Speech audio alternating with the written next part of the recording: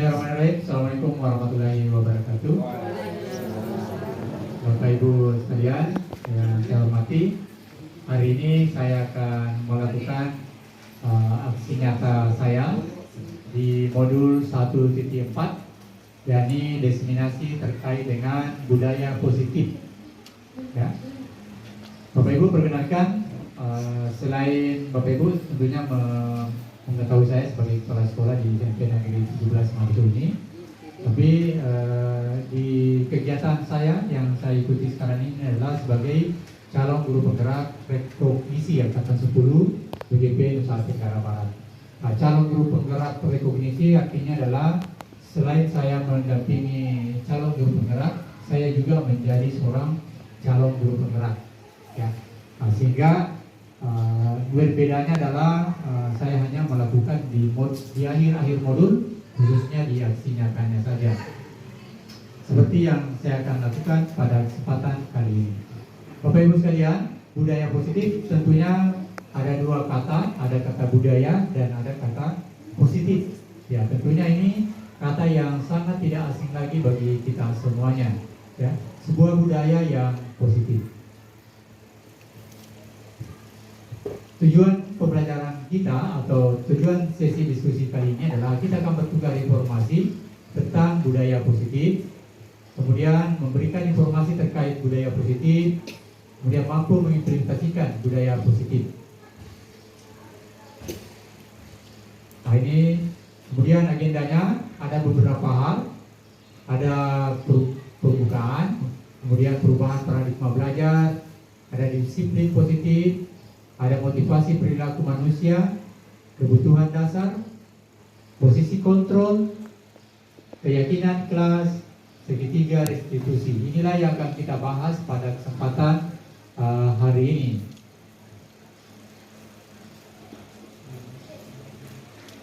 Kita akan mulai dengan perubahan paradigma belajar. Sekarang Bapak Ibu silakan memilih pasangan masing-masing. Ya, yang saling berdekatan. Ya, Ibu Marti dengan Ibu Farida, Ibu Pak Haji dengan Ibu Johani. Silakan, sudah punya pasangan masing-masing.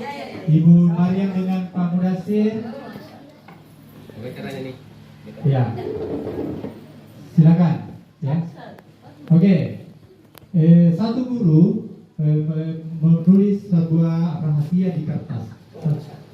Anggaplah pilih saja siapa yang mau menulis di antara satu pasangan itu. Pilih satu rahasia tentang kita di dalam satu kertas. Pribadi. Boleh bertiga saja.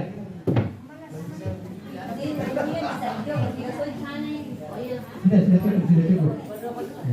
Silakan. Silakan saya Bu Farida, Ibu Mati, siapa yang ingin menuliskan sebuah rahasia? Rahasia pribadi, Pak. Boleh apapun. Ya, ditulis dalam sebuah kertas. Silakan. Tulis. Setelah ditulis, dilipat-lipat dan diremas-remas.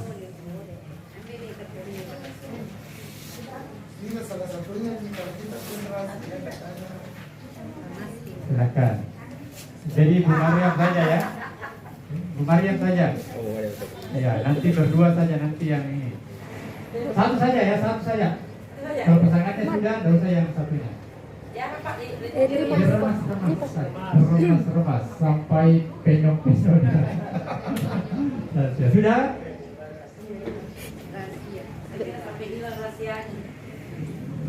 Oke, sekarang silakan disimpan dalam genggaman dan kepalkan tangan Bapak Ibu.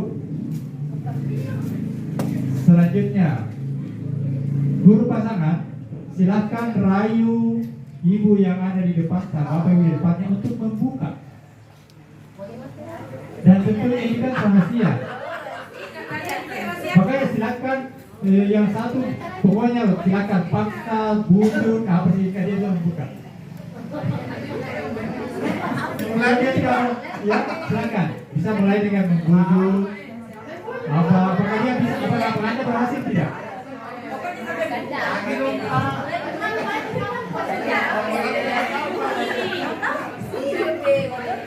Coba, silakan ditunjuk.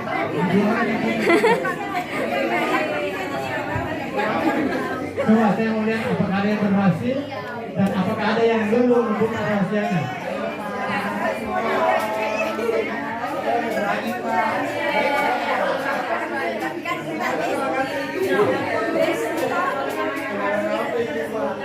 Boleh tunjukkan rayuan, imbalan atau paksaan.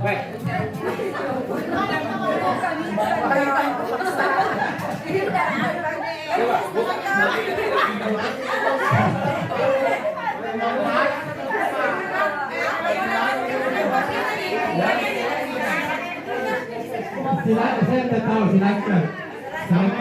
Yang satu boleh bersikeras. Kita mau lihat pertahanannya bagaimana. Apakah semudah itu membuka rahasianya?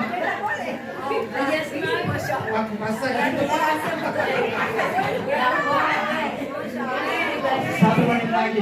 Apakah ada yang berhasil dan apakah ada yang lulus?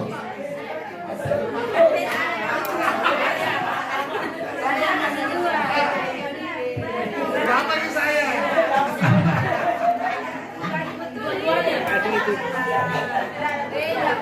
Oke, cukup. Silakan duduk kembali. Silakan duduk kembali di tempat masing-masing. Ada yang berhasil? Ada. Dengan cara apa? Kekerasan. Kekerasan. Apakah ada dengan bujukan? Rayuan? Apakah ada dengan imbalan? Ya. Ada rayuan, ada desakan, ada paksaan, bahkan ada iming-iming imbalan dan lainnya. Tapi yang bisa mengontrol anak itu adalah dirinya sendiri. Kenapa? Ketika dengan bujukan baru dia bisa membuka atau dia melaksanakan sesuatu, maka itu tidak bisa bertahan lama, biasanya tidak akan terbuka. Ya. Kita lihat apa hubungannya dengan perubahan paradigma belajar.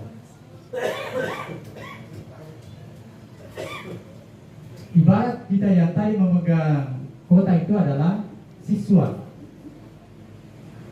maka ada ilusi, ya, terkait dengan guru yang mau mengontrol murid. Harus ke begini, ya, belajar ke babainan, ya, dan sebagainya. Ada ilusi dengan menguatkan positif, menguatkan karakter. Ada ilusi kritik dan membuat merasa bersalah. Tidak almarhum itu lihat, tidak kasihan itu lihat kak, tidak kasihan itu lihat kata masa tidak mau kubukai,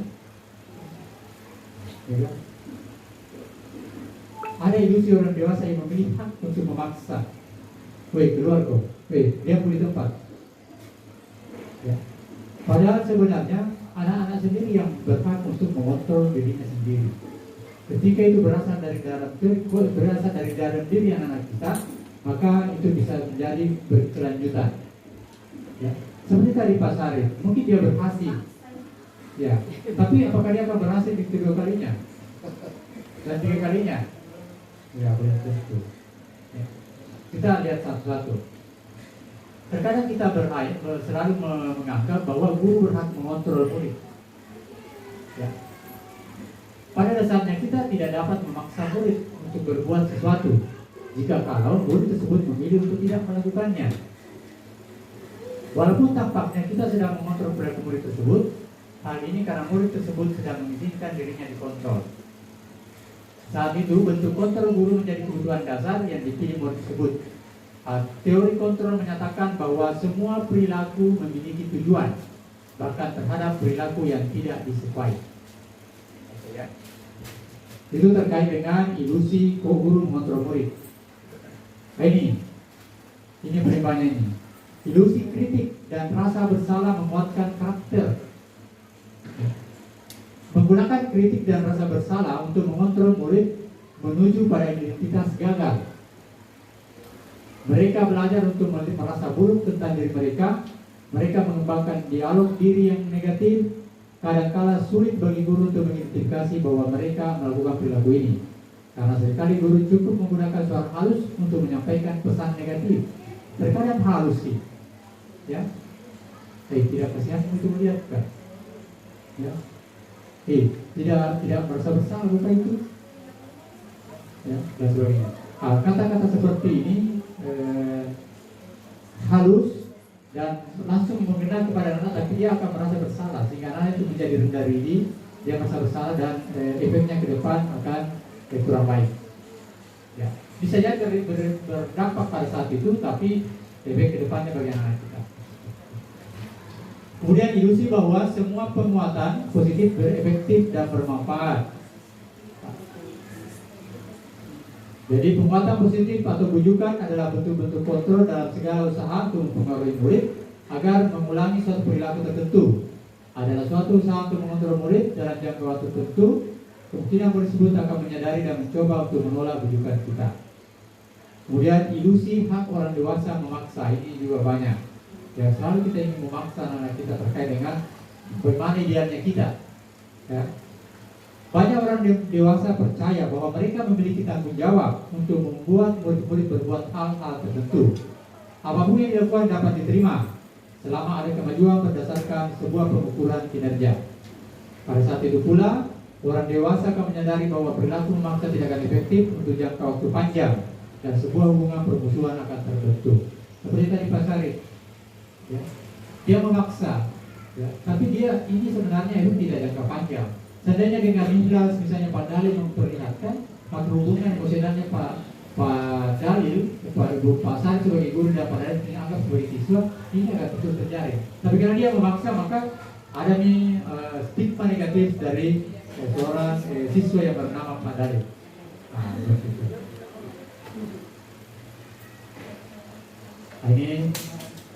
Ini kita sekarang. Kita selalu menggunakan stimulus respons. Ya, realistis, kita sama. Tapi kalau kita sekarang ini adalah teori kontrol yang setelah kita berubah, realistis, kita berbeda. Ya. Semua orang melihat hal yang sama. Setiap orang memiliki gambaran berbeda. Ya. Kita mencoba mengubah orang agar berpandangan sama dengan kita. Itu yang selalu kita ini. Selalu kita mau mengubah siswa supaya dia berpandangan sama dengan kita. Ya. Kita berusaha untuk memahami pandangan orang lain tentang dunia. Ya, coba kita dalami anak-anak kita. Apa sih sebenarnya yang mereka inginkan? Perilaku buruk dilihat sebagai suatu kesalahan. Ini semua perilaku memiliki tujuan. Jadi perilaku buruknya anak kita itu ada sebenarnya tujuannya. Tinggal kita bagaimana melihatnya. Orang lain bisa mengontrol saya. Kalau dulu semua perilaku, hanya Anda yang bisa mengontrol diri Anda. Seperti tadi, yang bertahan itu ya itulah hanya saya yang bisa mengontrol. Apapun mau paksa, mau bully itu kan yang bisa mengontrol saya dan saya. Saya bisa mengontrol orang lain. Kalau yang sekarang Anda tidak bisa mengontrol orang lain. Pemaksaan ada pada saat bujukan gagal. Nah, bahasa boleh diperhatikan tadi. Pemaksaan ada pada saat bujukan gagal. Ketika anak sudah dibujuk, jangan main HP, jangan main HP. Masa main HP kita terus? Tidak mau ya? Sini HP nih. Ini kolaborasi dan konsensus menciptakan pilihan baru. Jadi kita mencoba untuk membuatkan pilihan-pilihan baru. Mungkin tanya mau sebenarnya apa di HP? Bisa tidak kamu bermain dan sebagainya. Model berpikir menang dan kalah atau kalah. Jadi kalau dulu ini pokoknya kalau tidak menang tidak kalah. Kita selalu bilang pokoknya saya harus menang dari anak kita. Ya. Sekarang kita harus berpikir kita menang, juga kita menang. Ya. Nah ini ya. Sekarang itu adalah paradigmanya. Ya. Sekarang bagaimana menginterpretasikan paradigma di atas? Mari kita pelajari disiplin positif dan nilai-nilai kebajikan universal sebagai berikut. Nah, sekarang kita membuat pertanyaan pemantik dulu ya. Apakah Bapak Ibu guru setuju dengan pernyataan ini? Pertama, hukuman dapat mendisiplinkan anak. Silakan angkat tangan yang mau memberi komentar. Ibu Wadi, silakan. Ya, anak-anak memang sebaiknya diberi hukuman yang positif, yang nomor 2 itu Pak.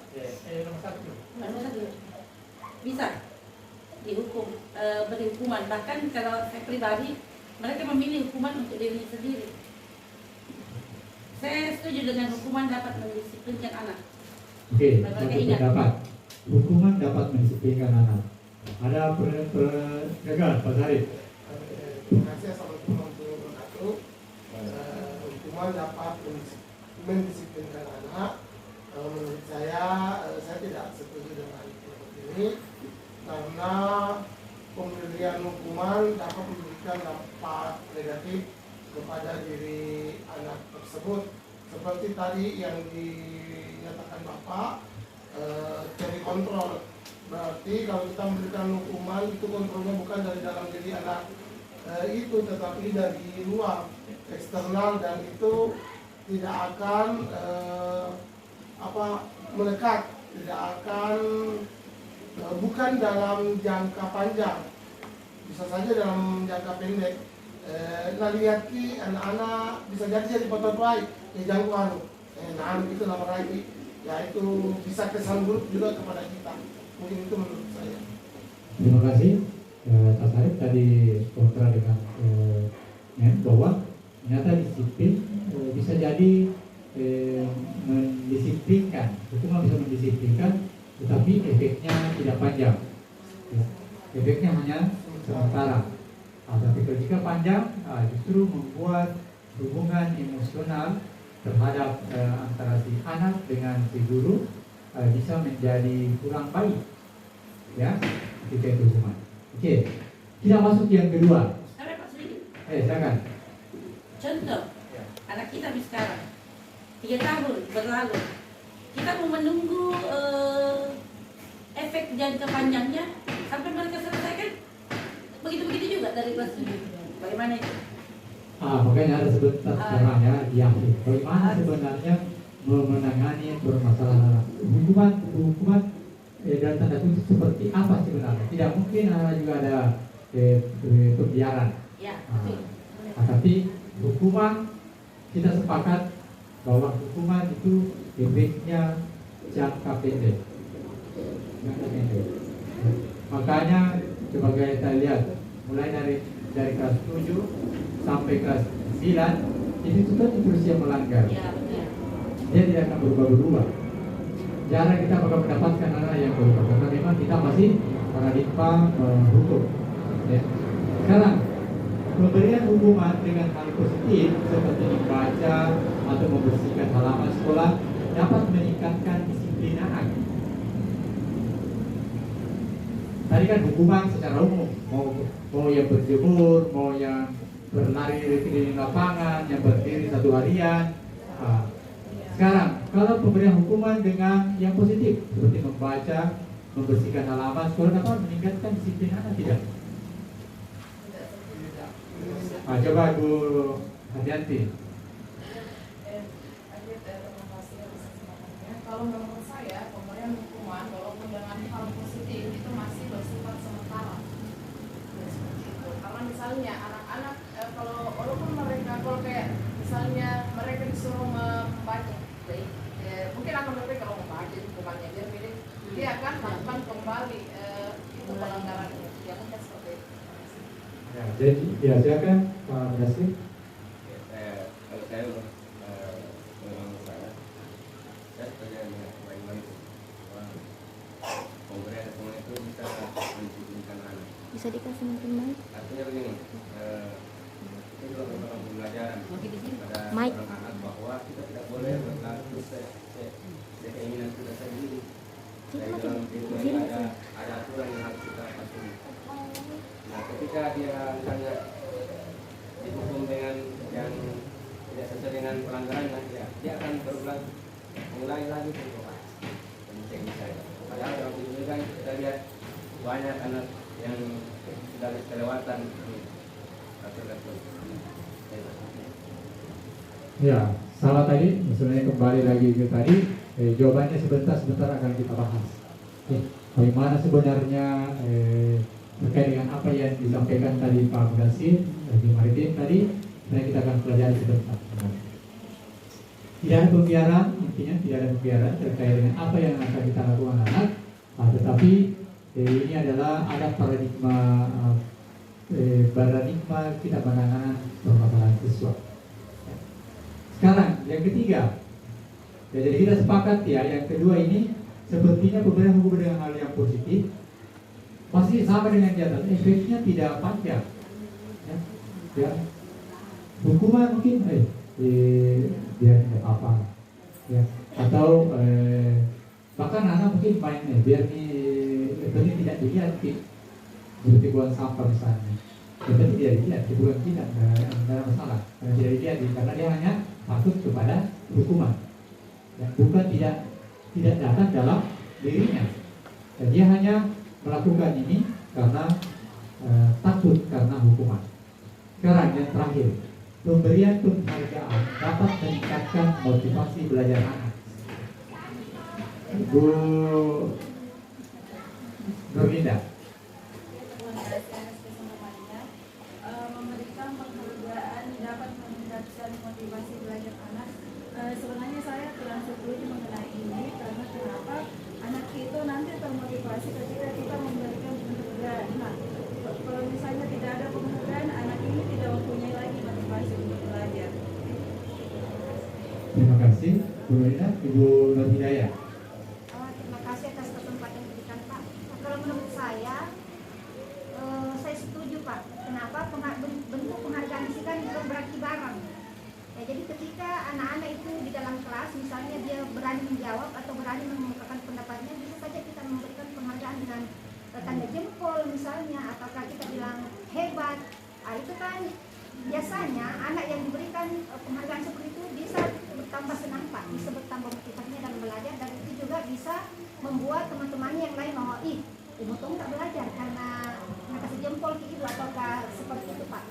Saya seperti itu, Pak. Terima kasih. Terima kasih. Jadi mungkin ada tadi Ibu Nurlinda menyampaikan bahwa itu justru mematikan motivasi intrinsik dari anak itu sendiri. Artinya motivasi dari dalamnya akan menjadi hilang, tapi menjadi motivasi eksternal yang lebih dominan. Tapi tadi Ibu Hidayah sampaikan bahwa mungkin sepakat juga dengan itu, tapi memang ada kasus-kasus tertentu yang bisa dilakukan penghargaan. Yang pendapat lain, Bapak Ibu? Ya, benar ya, silakan. Belajar dari pengalaman, pernah saya mengajar dengan cara memberi kartu nilai. Kartu nilai itu nilainya dari 5 sampai 10. Pada saat awal-awal saya laksanakan itu, setiap anak yang menjawab benar itu saya beri nilai maksimal, kartu itu saya berikan ke dia. Tapi itu hanya bertahan sementara. Ternyata endingnya itu kembali ke tempat yang seperti biasa. Saya mengatakan, kalau begini caranya, saya tidak akan mungkin mendampingi kalian belajar sampai tingkat akhir. Oleh karena itu yang saya inginkan adalah bagaimana menggugah diri sendiri atau memotivasi secara intrinsik supaya mau belajar, bahwa belajar itu suatu kebutuhan, bukan kewajiban. Itu yang saya lakukan sehingga anak-anak itu, Pak, pernah saya sedikit terhantar dan sampai menangis. Dengan faktor ini semua kita mulai berubah. Senang rasanya. Tapi mereka itu hanya salah kata-kata sampai dia punya kata-kata itu. Itu pengalaman saya. Terima kasih. Jadi tadi Pak Dari sudah buatkan pengalamannya terkait dengan bagaimana sebenarnya dampak penghargaan itu. Memang sepertinya dampak penghargaan itu pasti ada dampaknya yang baik, tetapi lagi-lagi masih sementara. Dampak jangka panjangnya bisa menjadi fatal ketika anak itu yang selalu dijempol, tapi ada gilirannya tidak dijempol lagi, maka bisa jadi motivasinya menjadi langsung jauh. Atau ada yang kali lagi jempolnya yang masuk ranking. Makanya ranking di paradigma yang sudah lama sudah dilarang. Kenapa?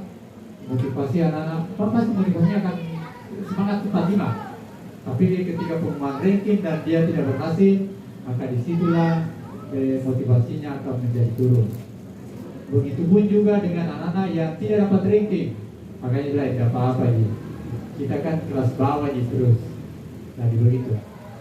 Penghargaan memang bagus, tetapi memang itu adalah motivasi, apalagi motivasinya dari luar itu biasanya tidak berlangsung lama, tapi jangka pendek saja. Termotivasi secara cepat, tetapi jangka panjangnya kurang. Ini disiplin Bapak Ibu, hukuman ketidaknyamanan itu tidak dibolehkan, dan mengontrol diri untuk memilih tindakan yang benar. Seperti tadi waktu Bapak Ibu menggenggam kertas rahasia itu, bahwa apapun hukuman mau bujukan apaan, yang mana yang bisa meluluhkan adalah motivasi dari dalam. Ya, kalau dari eksternal itu biasanya tidak akan berlangsung lama. Bermuara pada motivasi intrinsik yang harus ditumbuhkan kepada murid untuk berperilaku sesuai dengan nilai-nilai kebajikan yang universal. Jadi memang lagi-lagi kita harus menumbuhkan motivasi intrinsik, motivasi dari dalam. Seperti tadi Pak Mulyasi sampaikan bahwa memang semua hukuman, penghargaan, semua itu akan berdampak. Dia anak-anak langsung jerah. Tapi apakah itu langsung lama? Itu kita bisa mempertanyakan. Apa itu nilai-nilai kebajikan? Ini sebetulnya banyak sekali referensi terkait dengan nilai-nilai kebajikan yang universal. Ya, seperti sekarang di kurikulum yang terbaru adalah profil pelajar Pancasila. Nilai kebajikan di agama kita Islam banyak sekali juga. Ya, nilai kebajikan yang terkait dengan sifat, sikap positif. Ini banyak teori-teori dari luar, tetapi kita juga punya ada gotong royong, disiplin, saling menghargai, saling menghormati, kebersamaan, apalagi saling memaafkan. Nah, semuanya itu semua nilai-nilai kebajikan yang universal. Ya. Pokoknya apa itu nilai-nilai kebajikan universal, bahwa misalnya saling tolong menolong.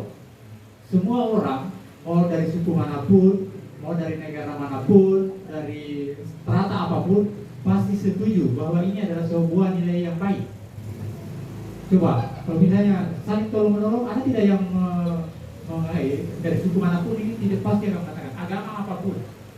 Ya, maka itu dikatakan nilai-nilai kebajikan yang universal. Ya, bahwa tak satupun orang di dunia ini yang akan mengatakan itu bukan suatu nilai kebajikan. Maka itu dikatakan nilai-nilai kebajikan yang universal. Itu banyak teori-teori, profil pelajar Pancasila juga termasuk salah satunya. Kayak ini. Jika murid telah meyakini nilai kebajikan besar dalam dirinya, maka otomatis motivasi intrinsik akan terbangun. Nah, jadi memang nilai yang perlu diyakinkan sama anak-anak kita, ya, terkait dengan kebersihan. Ketika anak-anak sudah ada di dalam dirinya terkait dengan kebersihan, maka dia akan dengan sendirinya akan membuang sampah di tempatnya. Tapi kalau dia hanya melihat bahwa kalau kedapatan membuang sampah akan misalnya dihukum, maka dia hanya akan membuang sampah ketika ada orang yang melihat. Ya. Atau dia hanya membuang sampah karena takut dihukum. Nah, tapi kalau dalam dirinya nih terkait dengan nilai kebajikan universal itu muncul motivasinya, maka dia akan berusaha untuk melakukan semua terkait dengan kebersihan. Inilah mesti perubahannya mungkin yang sekarang kita akan lakukan, bahwa bagaimana kita memunculkan semua menggugah anak kita. Tentunya ini tidak mudah. Bukan lagi tidak mudah, sangat tidak mudah. Ya, sangat susah untuk merubah paradigma, baik paradigma kita maupun paradigma anak kita dalam menerapkan budaya positif ini. Kalau ini terkait dengan disiplin, ya. Dalam proses pembelajaran, disiplin positif merupakan pendekatan mendidik anak untuk melakukan kontrol diri dan pembentukan percaya diri. Disiplin berbeda sama sekali dengan hukuman, meskipun disiplin sering diterapkan dengan menggunakan teknik hukuman. Sebagai pendidik, tujuan kita adalah menciptakan anak-anak yang memiliki disiplin diri sehingga mereka bisa berperilaku dengan mengacu pada nilai-nilai kebajikan universal dan memiliki motivasi intrinsik, bukan ekstrinsik. Ya, seperti misalnya di anak-anak kita, khususnya di Jepang misalnya, ya kita terkait dengan agamanya dan sebagainya, tapi anak-anak kan antri dan sebagainya itu kan semua karena dalam dirinya, ya dia sudah terpatri dalam dirinya terkait dengan antri, saling tolong menolong, bilang maaf ketika dia mau berbicara pertama kali, itu semua kan dia mulai. Ya.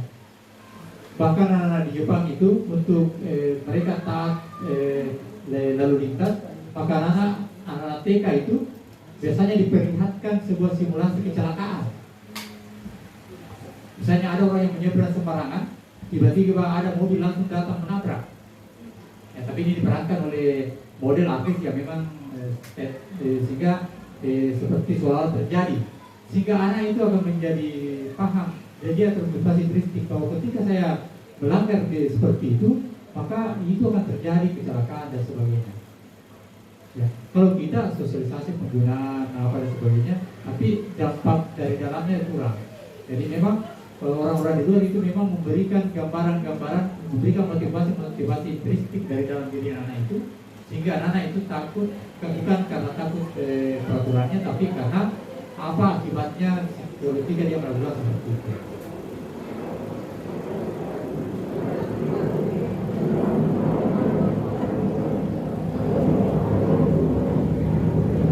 Ada motivasi perilaku manusia, ya.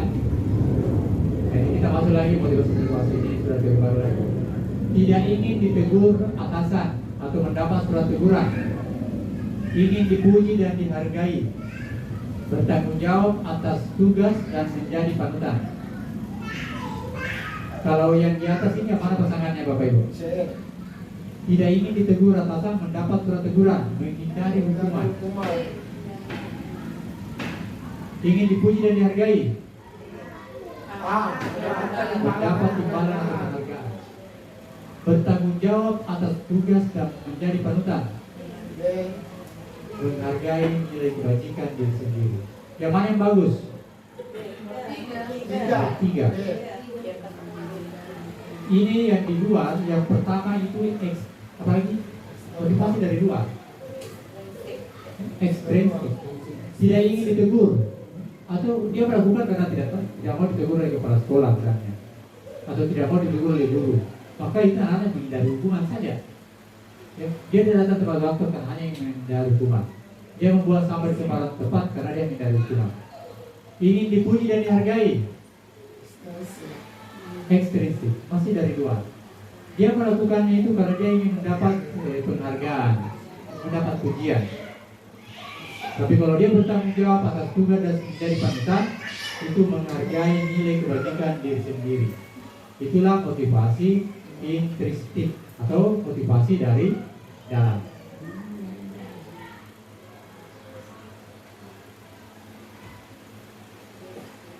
Nah ini, untuk menghindari ketidaknyamanan atau hukuman, ini adalah motivasi yang tingkat rendah dari motivasi perilaku manusia. Ya, jadi kalau ada yang hanya menghindari hukuman, itu adalah motivasi yang paling rendah itu. Karena dia melakukannya hanya karena takut dihukum. Jadi kalau ada yang tidak pakai helm, karena takut ditilang, itu motivasi paling rendah itu. Ya. Tapi kalau dia mau pakai helm karena takut kalau dia jatuh keselamatan, itu nilai kebajikan keselamatan.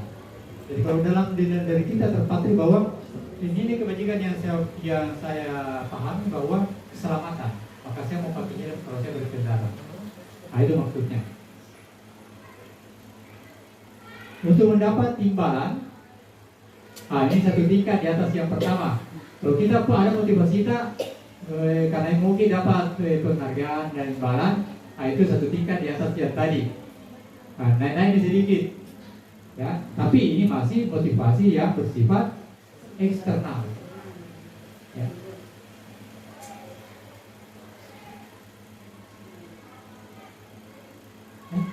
Sudah tadi ya. Ini untuk menjadi orang yang mereka inginkan. Ini untuk menjadi orang yang mereka inginkan dan menghargai diri sendiri dengan nilai yang mereka percaya. Ini adalah motivasi internal dari dalam diri kita yang sehingga muncul.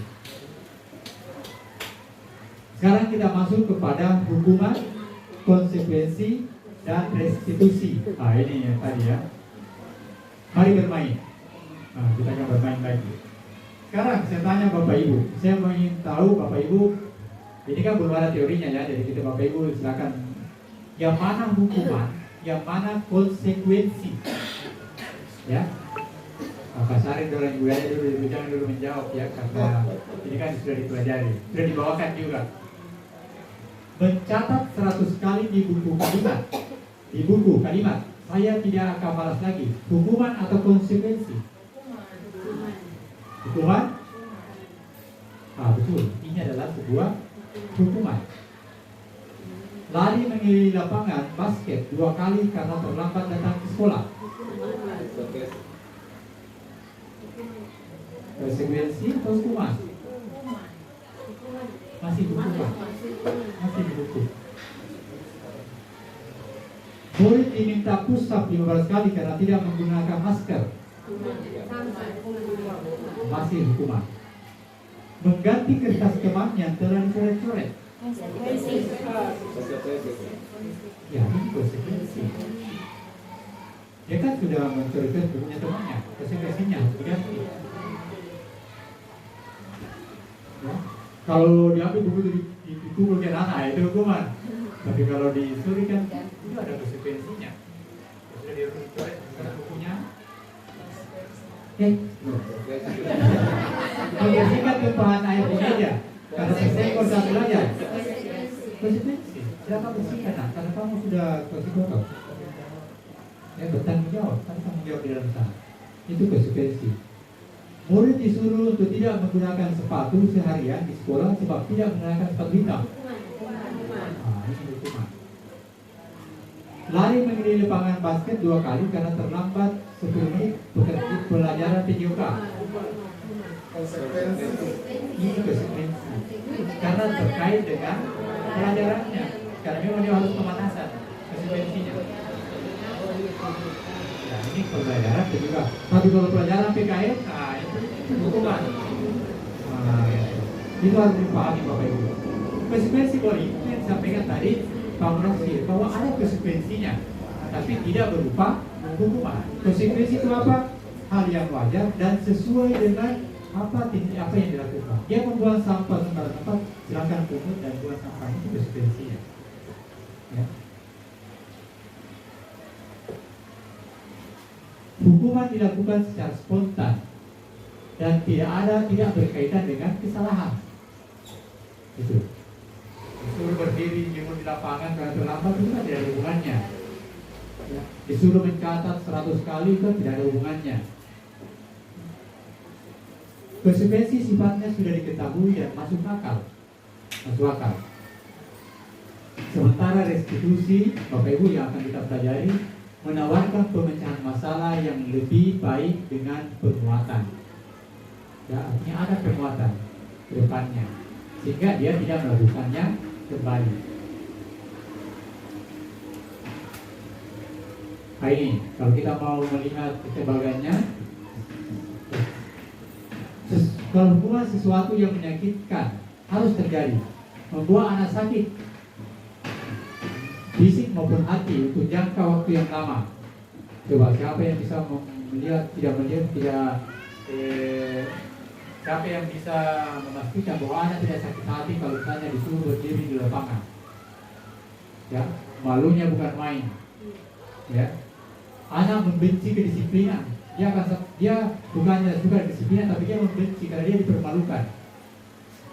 Konsep diri buruk mendorong anak menyakiti diri sendiri. Anak belajar untuk menyembunyikan kesalahan, maka dia masih punya kesalahannya. Kalau ada kesalahannya, dia tidak akan terus terang. Kenapa? Karena dia malu. Kemudian dia pasti dihukum. Ya.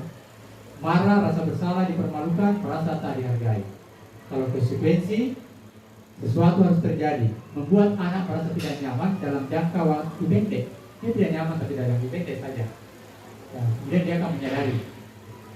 Anak menghargai disiplin, stimulus tanggapan, mendorong anak agar mudah menyesuaikan diri, konsep diri baik, anak belajar untuk mematuhi peraturan, kehilangan hak, dibuat tidak nyaman, diasingkan untuk sementara time out. Artinya hanya sementara saja. Ya.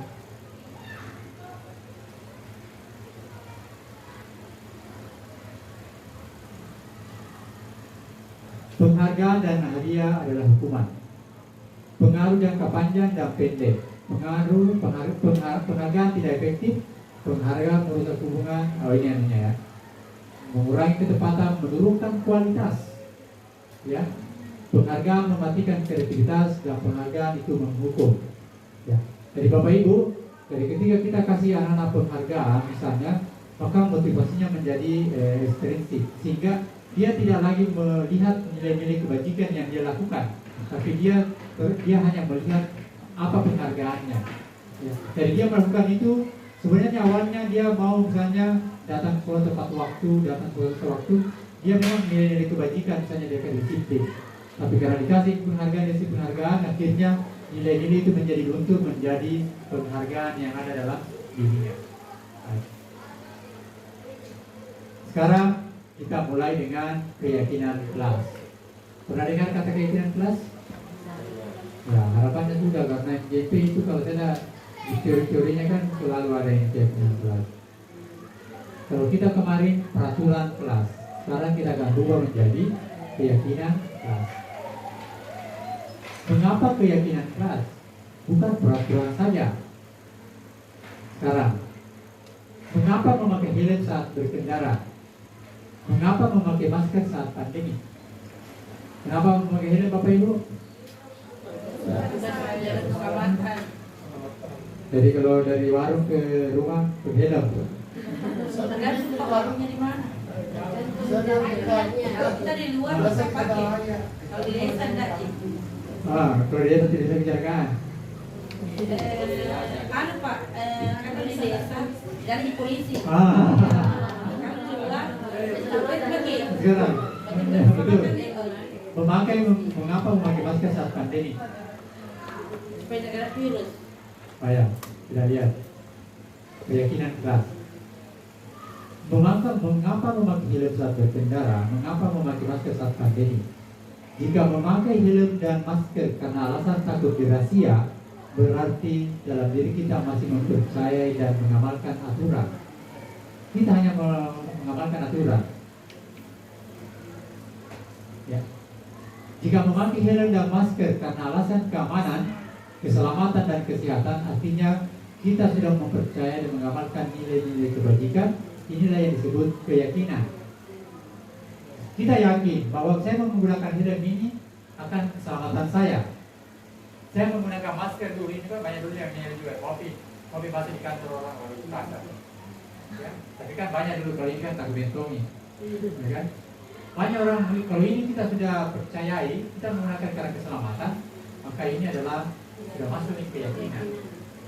Kalau kita hanya menggunakan takut ada polisi, itu adalah peraturan.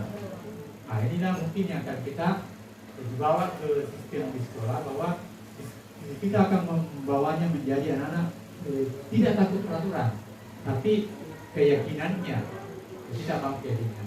Lagi-lagi Bapak Ibu, ini memang tidak akan mudah.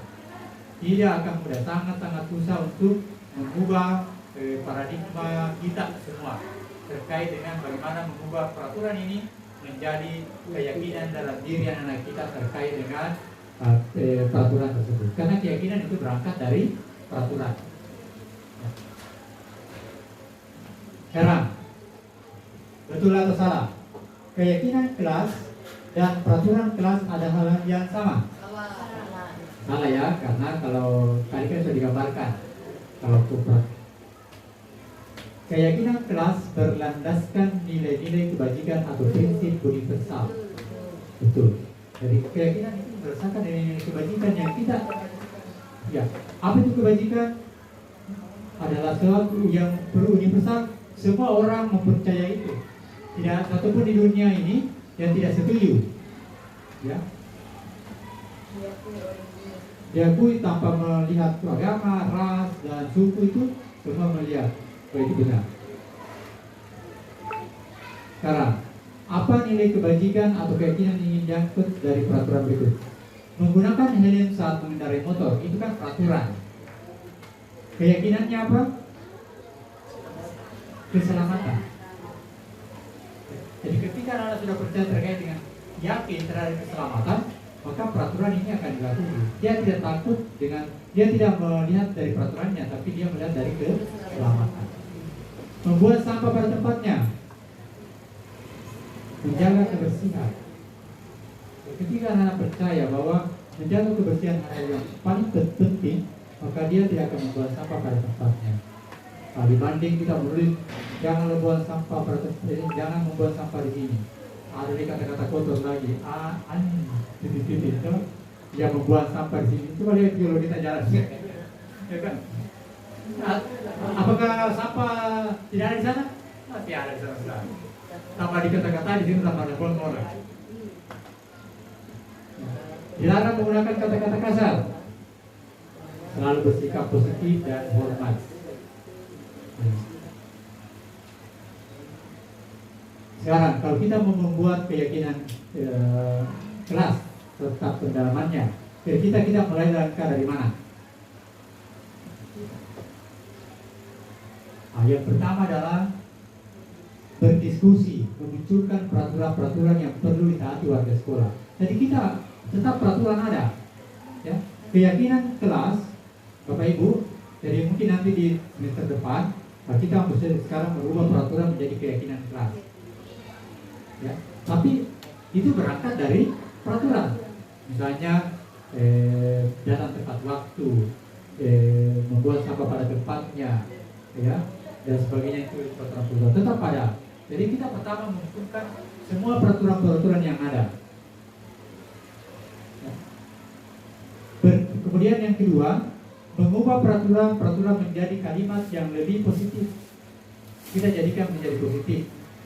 Kata-kata dilarang yang banyak. Dilarang membuang sampah. Positifnya adalah buanglah sampah pada tempatnya. Ya. Dilarang mengganggu teman. Itu kira apa? Dilarang mengganggu teman. Apa sih peraturannya? Silakan misalnya bekerjalah dengan bersahabat dengan teman. Saling menghargai. Menegakkan kebersihan.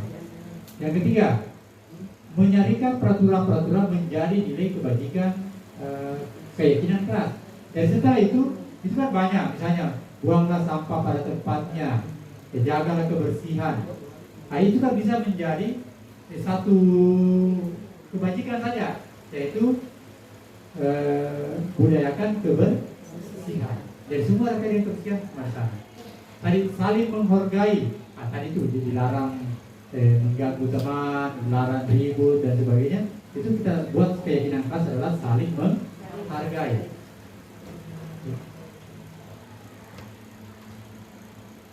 Yang keempat, berdiskusi mengenai gambaran perilaku kelas yang mencerminkan kelas itu. Kemudian kita berdiskusi dengan anak-anak kita. Jadi ini dilakukan dengan anak-anak kita, Bapak Ibu.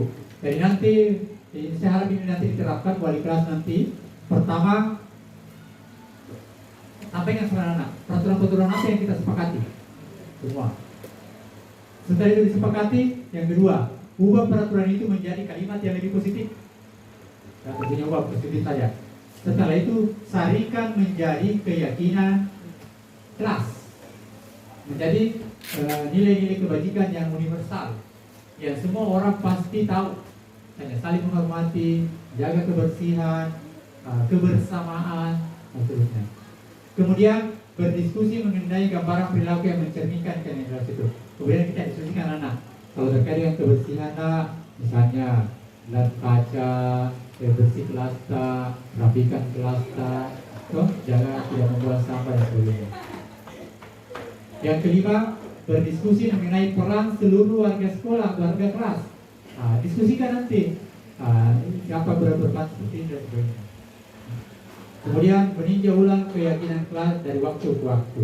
Misalnya setiap bulan kayaknya ini ada yang mau ditambahkan, kayaknya ini banyak yang dilanggar ini terkait dengan kebersihan. Silakan. Ini memang karena kita mau memunculkan motivasi trik dari dalam diri anak kita. Sekarang Bapak Ibu, yang mana yang kesepakatan kelas, yang mana yang keyakinan kelas? Yang di atas. Yang warna hijau atau warna putih ini? Yang kiri atau kanan? Yang warna hijau ini adalah Peraturan yang warna hijau. peraturan. Kalau yang ini keyakinan. Ya. Misalnya kesepakatan kelas, datang tepat waktu, mengucapkan salam, menjaga kebersihan sekolah, semoga berdoa sebelum dan sesudah aktif dalam pelajaran. Ini adalah kesepakatan kelas atau peraturan. Kalau kesepakatan kelas yang menjadi keyakinan, kami guru dan murid yang saling menyayangi, kami murid yang semangat belajar, kami murid yang peduli dengan teman-teman, peduli. Ini peduli, semangat, saling menyayangi. Itu adalah keyakinan. Nah, itulah yang mau ditumbuhkan dalam diri anak-anak kita. Nah, itu sudah ya keyakinan kelas. Ini banyak sekali materinya Bapak Ibu ya. Nah, sekarang kita masuk ke kebutuhan dasar manusia. Apa sih yang kita butuhkan? Sama juga dengan anak kita, butuh sesuatu dengan dirinya. Yang pertama, kasih sayang dan rasa ingin diterima. Kemudian penguasaan, kebebasan, kesenangan, dan bertahan hidup. Apa itu kesenangan? Kebutuhan untuk merasa senang. Cinta kasih sayang, kebutuhan untuk diterima, memberi dan menerima kasih sayang. Kebebasan, kebutuhan akan pilihan, kemandirian, otonomi. Penguasaan, kebutuhan pengakuan atau kemampuan prestasi diakui. Kebutuhan psikologis, rasa lapar dan lain-lain, serta psikologis rasa aman. Nah, sekarang Bapak Ibu, saya ingin, tadi kan ada 5 ya. Ini kesenangan, cinta kasih sayang, kebebasan, penguasaan, bertahan hidup. Nah, saya akan jawab ini. Ibu guru bilang, ini anak-anak ini ada curhat. Ibu guru bilang, aku tidak boleh bersenandung sewaktu mengerjakan tugas. Katanya kelas harus tenang, tidak ada suara. Padahal kan aku suka dan sedang menyanyi. Kebutuhan ini anak apa? Apa sebenarnya kebutuhannya anak? Nah,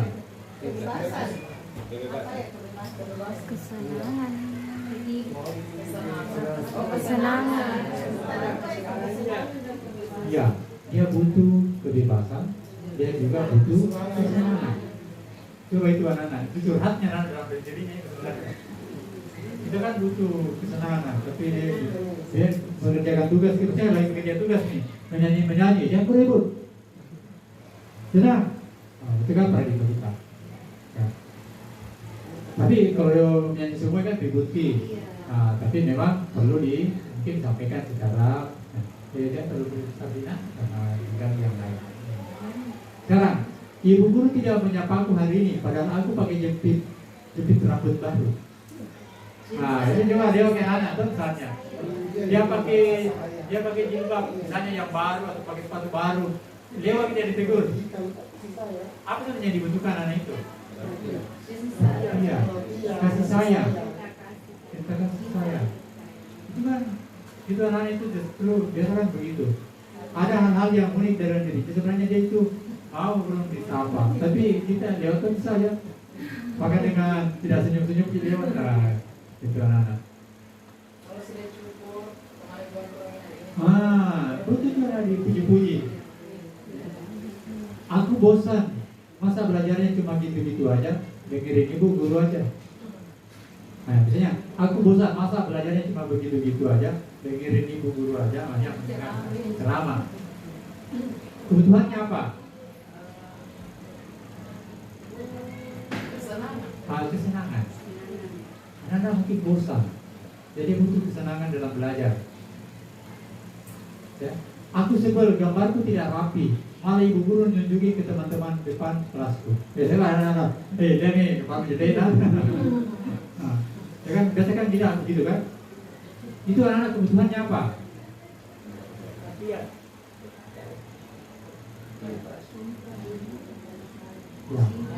Nah, ini juga sebenarnya kan ada cinta kasih sayang dan diterima ya. Ya, sini. Sebenarnya ada 3 di sini. Ini. Cinta, kasih sayang dan rasa diterima. Dia mau diterima ya dengan apa adanya, tidak dipermalukan dengan ini. Itu Bapak Ibu ya, itu kebutuhannya sebenarnya dasar manusia. Bukan hanya siswa, tapi kita juga butuh ini. Ya, kita butuh kesenangan. Ya. Kita butuh kasih cinta dan kasih sayang. Tidak melulu materi, ya kan? Kebebasan, penguasaan hidup, bertahan hidup. Nah, sekarang kita masuk ke 5 posisi kontrol seorang guru. Ini harus hati-hati nih, kalau tidak akhirnya bahaya. 5 posisi kontrol guru. Kira-kira yang mana yang kita? Ada 5. Ada penghukum, ada pembuat orang merasa bersalah, ada teman, ada pemantau, ada manajer. Ya.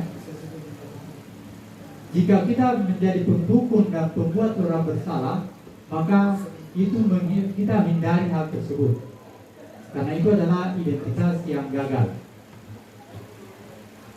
Kalau teman dan pemantau itu 50-50, bisa jadi bagus, bisa jadi kurang bagus, kurang tepat. Harus pilih-pilih tepat.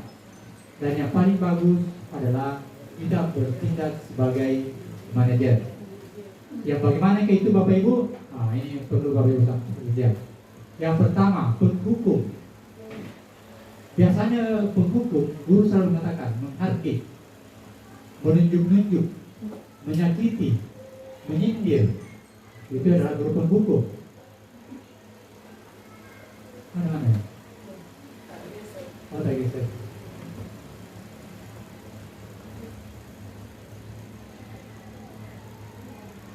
Ya.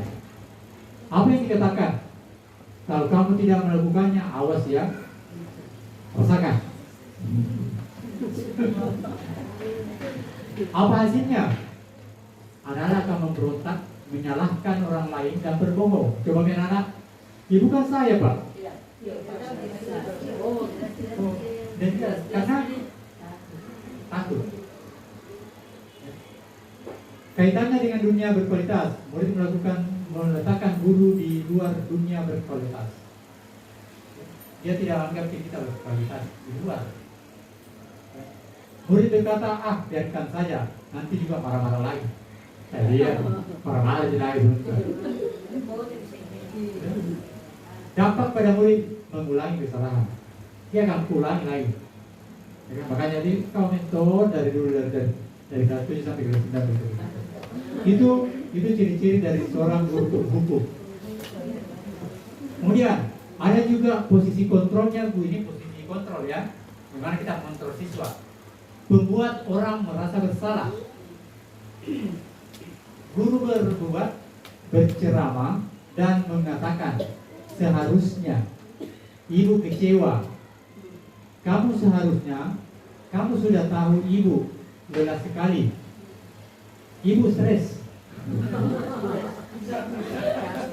Stres mana? Capek kan? Ya. Ini kan apa maksudnya dalam itu? Itu yang harus bersalah kita. Apa hasilnya? Anak-anak akan menyembunyikan, menyangkal, berbohong. Dia tidak mau bersalah, dia akan menyembunyikan hal-hal yang dia tahu. Dia berbohong, dia menyangkal. Kenapa? Karena dia tidak mau merasa bersalah. Kaitannya, tetap ini guru juga akan meletakkan guru di dalam dunia berkualitas. Kemudian murid berkata, maafkan saya akan minta maaf. Tapi apa dampaknya Bapak Ibu? Dia, anak itu akan merasa rendah diri. Mungkin dia tidak akan mulai kebutuhannya, tapi dia akan menjadi rendah diri. Dia akan selalu merasa bersalah sama kita. Tapi kalau bilang stres betulan ki, kalau stres gara-gara guruku, stres guru gara-gara saya. Nah maka dia memang dia akan meminta maaf, tapi rasa percaya diri itu anak-anak akan menjadi kita. Kemudian kita masuk ke posisi kontrol yang terkadang bagus, tapi terkadang juga berdampak negatif.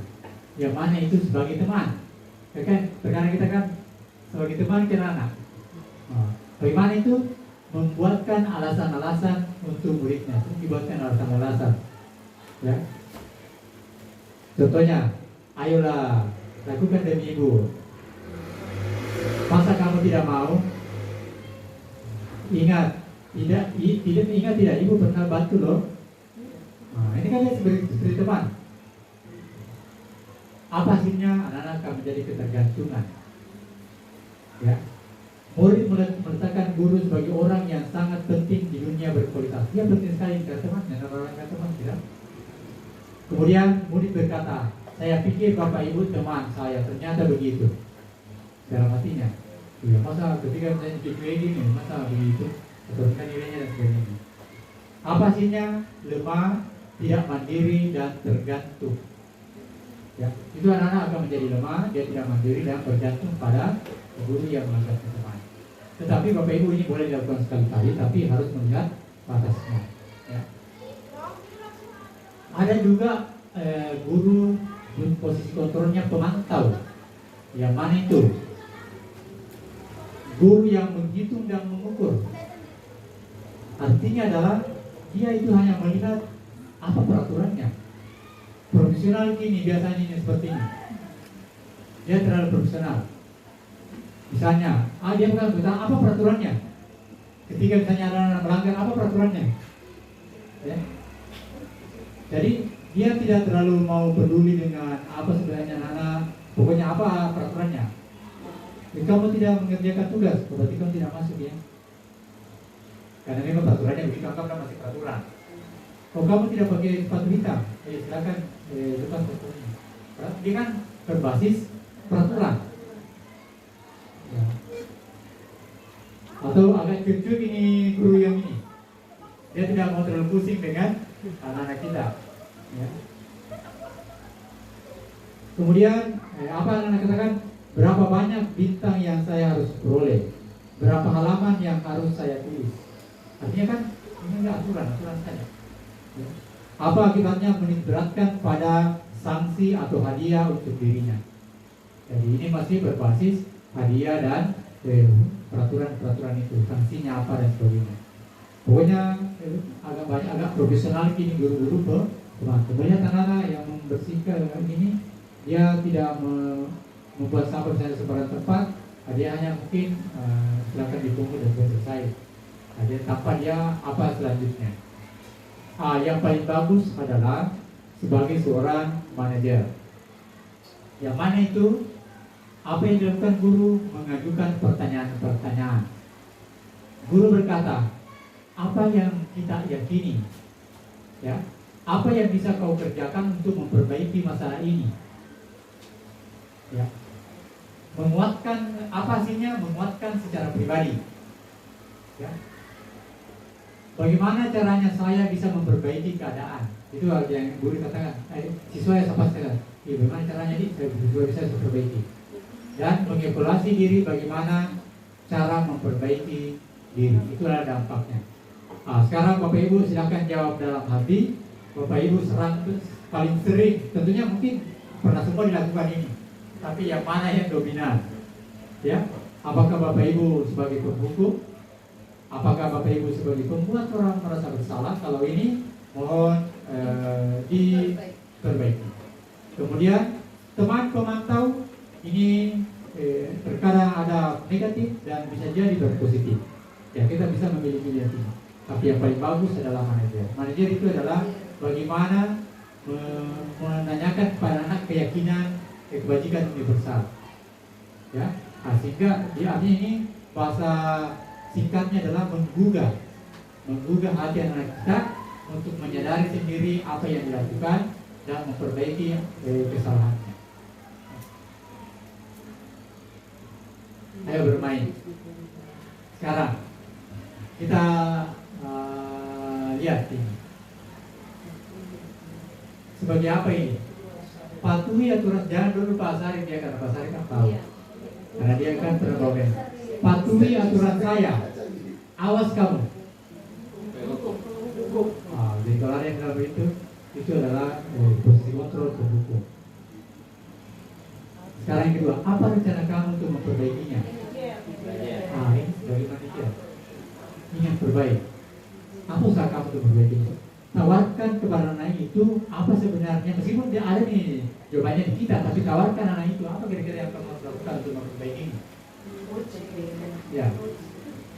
Ibu kecewa sekali sama kamu. Perempuan terasa bersalah ini juga biasa juga banyak ini. Konsekuensinya apa? Pemantau. Selalu melihat apa konsekuensinya. Ya, bagus juga sebenarnya, tapi tidak ada untuk perbaikan ke depan. Pemantau hanya melihat apa sih sebenarnya peraturannya yang dilaksanakan. Tidak apa, nanti ibu bantu bereskan. Teman. Tidak berbagi itu tahu aja. Nama rencana salah. Itu adalah sebagai apa? Saya yakin kalau saya sebagai pribadi pernah semua melakukan ini. Ya, penghukum, pembuat rasa bersalah, teman, pemantau, dan juga manajer juga sekali saya lakukan. Harapannya Bapak Ibu, penghukum dan pembuat rasa bersalah kita minimalkan, kalau perlu tidak ada. Pemantau dan teman itu silakan kondisikan. Yang paling bagus adalah manajer. Bagaimana menggugah anak kita terhadap nilai-nilai kebajikan universal, nilai-nilai keyakinan kelas yang kita sepakati bersama di kelas.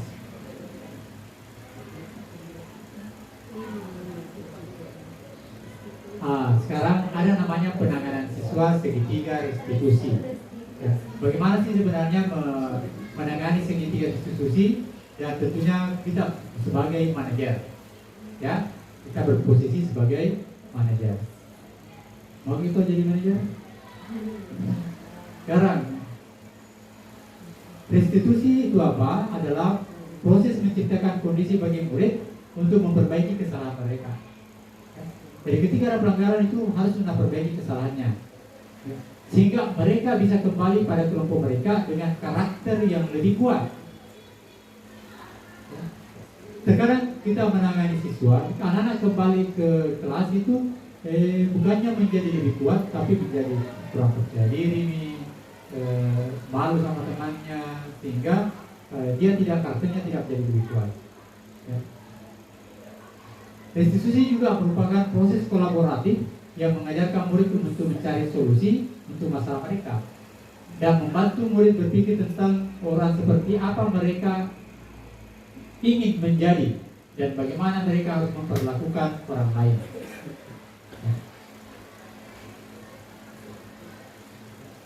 Ada ciri-cirinya, bukan untuk menebus kesalahan, namun untuk belajar dari kesalahan. Itu poinnya. Jadi bukan sebenarnya restitusi bukan untuk menebus kesalahannya, tapi belajar dari kesalahan. Memperbaiki hubungan, tawaran, bukan paksaan. Jadi kita menawarkan, tapi bukan paksaan. Restitusi menuntut untuk melihat ke dalam diri, mencari kebutuhan dasar yang mendasari tindakan. Jadi ketika anak melakukan sesuatu, kita tanyakan dulu kenapa dia melakukan itu, kebutuhan apa yang dia inginkan. Kan ada kebutuhan dasar manusia. Siapa tahu itu anak-anak memang butuh diakui dan tak pernah diakui. Nah, makanya ya misalnya temannya, misalnya senggol siapa sebenarnya, karena dia butuh kasih sayang, dia butuh pengakuan, tapi tidak pernah dia dapatkan. Dan pernah misalnya lagi pagi tadi jepitan baru, tidak pernah ditegur-tegur, sehingga dia pergi ke sana kemari untuk mendapat perhatian. Karena ada kebutuhannya yang tidak terpenuhi. Nah, coba kita lihat Ibu Hidayah, Ibu Haji Maritim. Coba lihat backgroundnya anak-anak yang bermasalah, ya kan? Hampir semuanya yang kebutuhan dasarnya tidak terpenuhi. baik itu kasih sayang maupun secara non materi, tidak pernah tidak tinggal sama orang tuanya dan sebagainya. Kenapa? Sehingga dia melakukannya di sekolah. Ya, cari perhatian. Sehingga itulah yang perlu kita pahami Bapak Ibu. Harus kita tanyakan dulu apa sebenarnya kebutuhannya ini. Ya. Sekarang, kemudian ada cara yang paling baik. Restitusi fokus pada karakter bukan tindakan. Fokus pada solusi. Restitusi mengembalikan murid yang berbuat salah pada kelompoknya. Kita kembalikan kepada kelompoknya. Apa artinya? Jangki anak kembali menjadi pencuri ini. Ya seperti namanya kemarin Bu Norma. Siapa lagi yang dan harus dikembalikan ke kelompoknya dengan baik.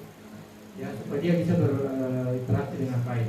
Tapi ketika kita kembalikan dengan stigma yang jelek, maka itu anak-anak akan biar dari ini kan misalnya pencuri ya, tapi kalau dikembalikan dengan baik, ya, dia akan mencoba untuk memperbaiki dirinya. Ada 3 tahap dalam segitiga restitusi. Yang pertama adalah validasi tindakan yang menstabilkan identitas. Validasi tindakan yang salah. Jadi kalau kita adalah yang pertama, begini, kamu tentu punya alasan mengapa kamu melakukan ini. Tanya dulu, kenapa tidak lakukan itu nak? Itu karena kita penghukum. Itu memang ini bisa bilang merubah paradigma ini bukan barang yang mudah. Kenapa? Karena anak masih berpikir kita akan hukum dia. Karena sudah dia papai. Tapi kan anak masih berpikir saya akan pasti dihukum. Sehingga anak-anak akan berbohong. Seperti tadi yang kita sampaikan di depan. Kamu tentu punya alasan mengapa melakukan itu. Katakan dengan lembut. Kemudian, adakah cara yang lebih efektif untuk mendapatkan apa yang kamu butuhkan? Atau bisa tanya, apa sebenarnya yang kamu butuhkan sehingga kamu melakukan itu? Jangan. Ya. Terus, lanjut. Kurang. Kemudian, yang kedua, menstabilkan identitas. Setelah ditanya, setelah divalidasi tindakan yang salah, kita stabilkan identitasnya. Setiap orang pernah melakukan kesalahan. Jadi supaya dia ini tidak langsung tahu, semua itu orang berbuat salah. Yang paling bagus adalah orang yang salah dan memperbaikinya. Ya. Kamu bukan satu-satunya yang pernah melakukan ini. Ada yang pernah melakukan ini, tapi lebih baik di sekarang. Dan kita stabilkan ini anak-anak. Dia sehingga dia bisa menyadari kesalahannya dan memperbaikinya. Kemudian yang seterusnya adalah menanyakan keyakinan keras. Kalau nanti ada nih keyakinan keras, tanyakan nih, kira-kira tindakan tadi keyakinan kelas apa yang tidak sesuai? Oh, misalnya kalau dia misalnya membuang sampah di sembarang tempat, oh kebersihan Pak. Kamu ingin menjadi orang seperti apa? Atau misalnya kira-kira kalau kebersihan, kira-kira apa yang kita lakukan untuk memperbaiki ini? Dia kan saya tidak akan melakukan itu. Itulah tahap segitiga restitusi. Ini menstabilkan identitas. Bertujuan untuk mengubah identitas anak yang gagal karena melakukan kesalahan menjadi orang yang sukses dan merasa sedih dan emosional hingga mampu menggunakan fungsi rasionalnya. Contoh responnya, berbuat salah tidak apa-apa. Ya. Saya juga pernah membuat kesalahan seperti itu. Saya ingin mencari solusi, bukan siapa yang salah. Validasi tindakan yang salah. Oh, salah tadi yang berputar ya. Kemudian yang kedua, proses untuk memahami kebutuhan yang sedang berusaha dipenuhi. Kamu pasti punya alasan untuk melakukan hal itu, kan? Kamu boleh mempertahankan sikap itu, tapi kamu harus menampakkan sikap yang baru. Kemudian menanyakan keyakinan kelas, nilai apa yang kita percaya, apa keyakinan kelas kita. Itulah segitiga restitusi Bapak Ibu yang ketika Bapak Ibu mempraktikkan kegiatan kita pada hari ini, Bapak Ibu harus mencoba-coba dalam kelas. Ya. Satu. Oh, saya tidak ya. Dari tadi kenapa saya yang bilang? Oh, baru ya. Begini, ketika kita punya masalah, ada 3 tahap. Yang pertama, stabilkan dulu identitasnya anak. Ya, jangan langsung hukuman, jangan langsung apa selanjutnya, tapi stabilkan dulu. Kenapa pada sini? Supaya dia mendekat, supaya dia tidak berbohong seperti keterangannya tadi. Ibu Wan, ini kok semua orang berbuat salah. Tidak ada orang yang tidak pernah berbuat salah. Ya, anak itu akan menjadi oh iya ya, ya. Tapi kalau kita langsung kenapa tadi? Kenapa lagi? Itu kan apa yang berat? Tunggu dulu, tunggu meja. Jadi anak bapak ibu dirangkul dulu. Sini, semua jangan takut. Ya, jangan takut. Sini, semua orang pernah berbuat salah. Yang tidak baik itu kalau tidak mau berbaiki, tidak mau memperbaiki kesalahan. Ya. Setampakan, saya juga pernah salah. Kesalahan seperti itu. Saya lupa pagar. Saya juga pernah melakukan itu. Ini, ya kan? Saya ingin mencari solusi, bukan siapa yang salah. Ini, saya tidak mau mencari salah. Kita mau cari solusi sini. Nah, gitu. Itu namanya menstabilkan identitas.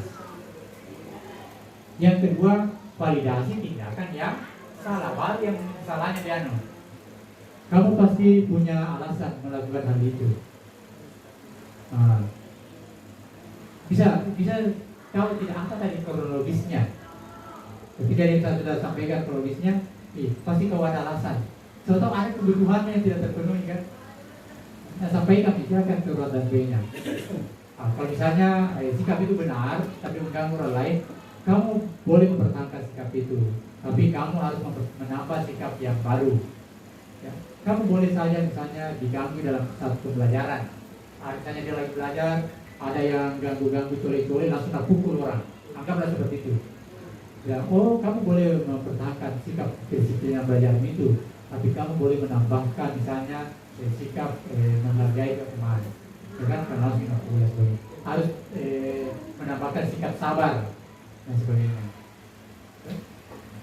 Setelah itu kita misalnya menanyakan keyakinan. Kita kan sudah punya keyakinan kelas. Nah, kan semua nanti ada ya. Kira-kira kamu tahu tidak yang kamu lakukan tadi melanggar keyakinan yang mana? Oh, kebersamaan Pak. Ya. Atau saling menghargai Pak. Nah, apa keyakinan kelas itu? Seperti itu. Nah, kira-kira apa yang bisa dilakukan untuk memperbaiki hal tersebut? Nah, silakan sampaikan apa yang saya tawarkan dan seterusnya. Ini Bapak Ibu yang saya lakukan bisa dikonekkan ini Pak Sari di Bluetooth di mana? Bersuara di sini Pak. Ya? Bersuara di sini Pak. Oh iya ya. Oke. Itu nanti pakai HP. Pakai mic. Bapak Ibu, saya mencoba mempraktikkan bagaimana penerapan segitiga restitusi ini di dalam penanganan siswa. Tentunya Bapak Ibu akan menyampaikan itu kan sudah disetting, ini kan skenario ya. Artinya ini hanya pola ya Bapak Ibu yang ingin saya sampaikan, bahwa polanya seperti ini, bagaimana menangani permasalahan siswa dengan segitiga restitusi, mulai dengan menstabilkan identitas, memvalidasi tindakan yang salah, dan yang terakhir menanyakan keyakinan kelas. Silakan Pak.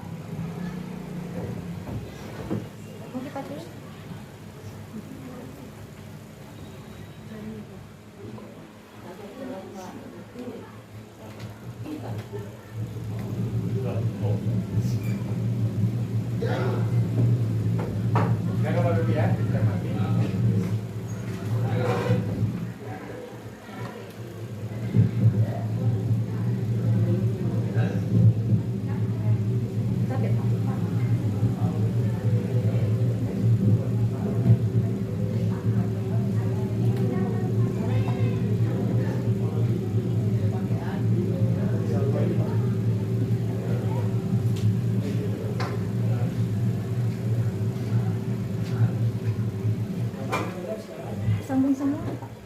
Jelek semua.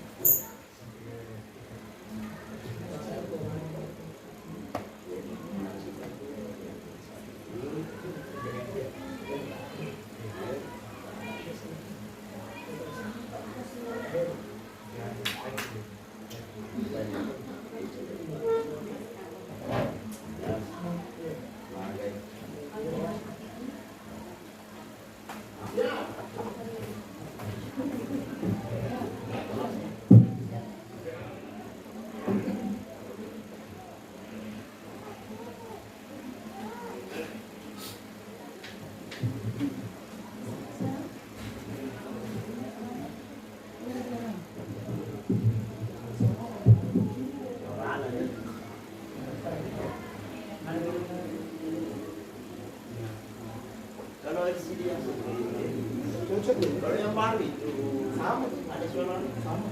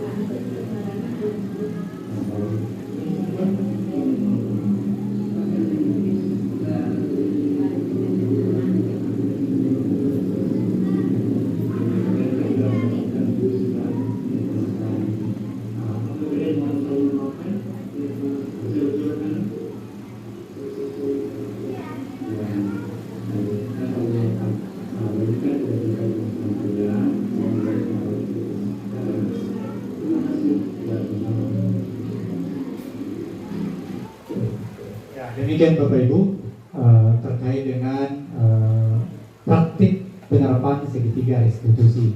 Tadi sebenarnya ini tidak terlalu kedengaran dengan jelas, tapi pada intinya adalah di tahap awal itu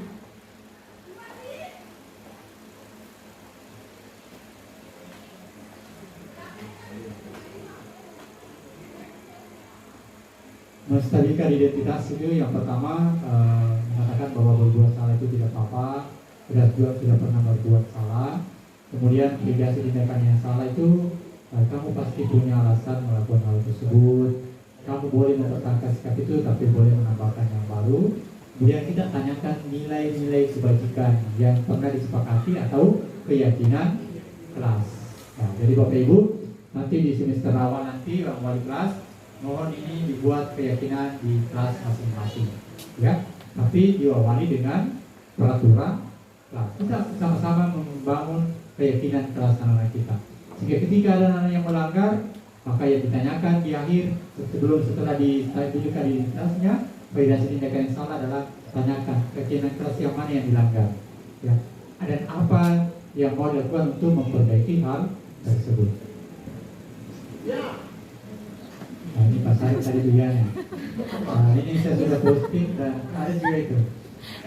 Nah, ini Bapak Ibu, ya. Kita mulai dengan peraturan kelas, menjadi keyakinan kelas, menjadi lingkungan yang positif, dan akhirnya menjadi budaya positif.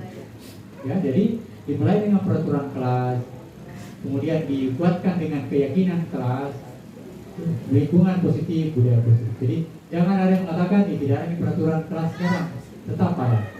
tetap ada, tapi dirumuskan menjadi keyakinan kelas, sehingga motivasinya anak-anak menjadi dari dalam. Ya, motivasinya berbuat bukan dari peraturan, tapi motivasinya adalah dari dalam diri kita. Sama dengan kita, bahwa peraturan dalam lingkungan masyarakat tetap ada, tapi yang melandasi kita berbuat adalah keyakinan kita. Ya. Kesimpulan, ya Bapak Ibu, membentuk budaya sekolah dengan berfokus pada kebutuhan murid dan pertumbuhan karakter positif bukanlah hal yang mudah. Nah, Bapak Ibu, yang tidak mudah. Perlu upaya yang mendasar, yang konsisten dan aksi nyata dari kita semua. Jadi tidak bisa ini terjadi kalau hanya satu yang berbuat, dan tidak bisa kalau tidak konsisten.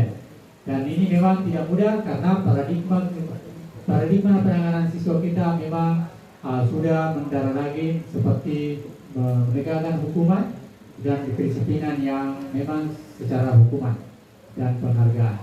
Kita melakukannya dengan memulai dari hal-hal kecil untuk merencanakan yang terbaik untuk siswa kita. Jadi kita lakukan yang hal-hal kecil saja. Jangan dijual langsung ekstrim, langsung semua.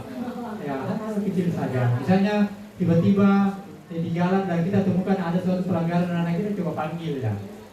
Ya, dengan mungkin sambil jalan ke sini nak. Berbuat salah itu biasa ji. Kira-kira kenapa kata tadi? Cerita. Kita kan di sekolah ini ada keyakinan kelas, atau di kelas ada keyakinan kelas, keyakinan sekolah. Kira-kira sesuai tidak dengan keyakinan sekolah yang tidak Pak? Apa kira-kira yang dilanggar? Oh, Pak, kebersihan kan dia buang sampah tuh.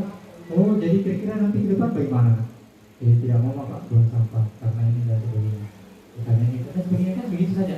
Pak, mungkin dari perjalanan dari ruang guru ke kelas itu kita sudah membuat video restitusi. Jadi lakukan hal-hal yang kecil. Juga anak-anak kita dari dalam, tapi jangan langsung dari luar. Ini membuang sampah sembarang tempat, kebaikan sana. Nah, itu kan. Jangan langsung buat begitu. Buat sedikit restitusi hal-hal kecil. Yang lebih dalam mungkin oleh guru BK. Ya, segitiga silakan melakukan ini segitiga restitusi di dalam anak kita. Bahkan Pak Mudasir bukan menghilangkan, ya bukan menghilangkan yang seperti disampaikan, tetapi membuat motivasinya dari dalam. Ya. Buah dari kerja keras kita tidak bisa kita langsung hasilnya. Namun dapat terlihat ketika murid kita bertumbuh menjadi yang sukses di pekerjaannya, kehidupan dan relasinya dengan orang lain dan berkarakter yang baik dan bermanfaat lingkungan dan negara. Jadi ini memang jangka pendeknya memang agak susah terlihat, tapi jangka panjangnya akan dilihat nanti pada saat anak dewasa dan seterusnya. Tentunya ini adalah bukan pekerjaan yang mungkin hari ini kita lakukan, besok langsung kelihatan hasilnya. Tapi memang lebih-lebih ini pada bagaimana keberhasilan ini kan namanya kan di sekolah kita ini kan memang manusia yang kita olah, ya bukan barang, ya memang langsung ada hasilnya. Tapi memang ini manusia, jadi proses ya apapun yang ada di dalam dia akan berproses di dalamnya. Ada kesalahannya, anak-anak silakan, memang begitu lumrahnya kita kan, kita memang bangun manusia ini. Betul. Saya kira demikian. Terima kasih Bapak Ibu atas waktunya. Mohon maaf jika ada kekurangan. Harapannya Bapak Ibu mohon ini dipraktekkan di sekolah, di kelas kita masing-masing. Insya Allah akan menjadi juga menjadi kebijakan sekolah terkait dengan keyakinan kelas di semester depan. Terakhir, wabillahi taufiq wal hidayah. Assalamualaikum warahmatullahi wabarakatuh. Bisa beri aplaus untuk kita semua. 1,5. Bisa di stop. Okay.